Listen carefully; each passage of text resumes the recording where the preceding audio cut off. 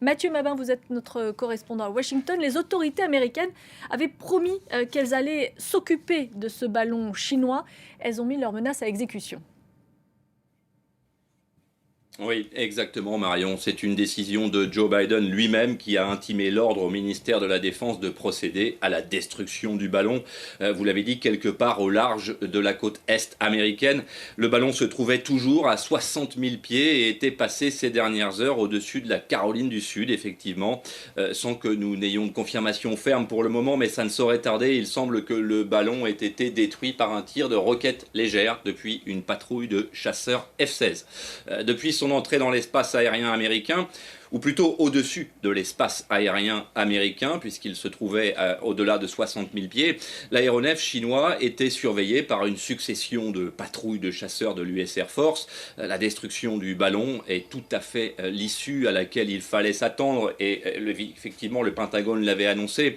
Le Pentagone souhaitait que l'aéronef ne se trouve plus tout simplement au-dessus du territoire américain avant de procéder à la destruction, puisqu'on le rappelle, le ballon faisait entre 30 et 40 mètres de long, ce qui ne devrait plus tarder à être confirmé, et ces débris auraient donc logiquement pu commettre des dégâts en percutant le sol.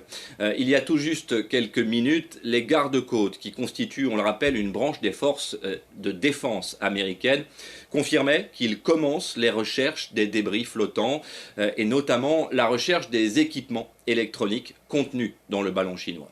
Ce qui est sûr, c'est que cette affaire jette d'ores et déjà un nouveau froid entre Pékin et Washington. Oui, absolument, et on en a eu la démonstration avec le report de la visite d'Anthony Blinken, le chef de la diplomatie américaine, qui devait se rendre à Pékin dans les tout prochains jours, et pour une visite qui était annoncée comme étant une visite absolument essentiel.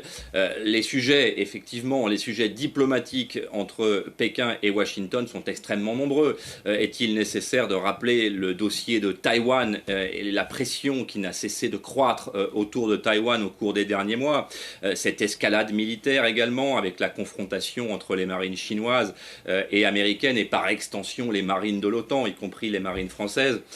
Mais le sujet qui préoccupe encore plus Washington au moment où nous parlons, c'est l'implication de la Chine dans le dossier ukrainien cette fois.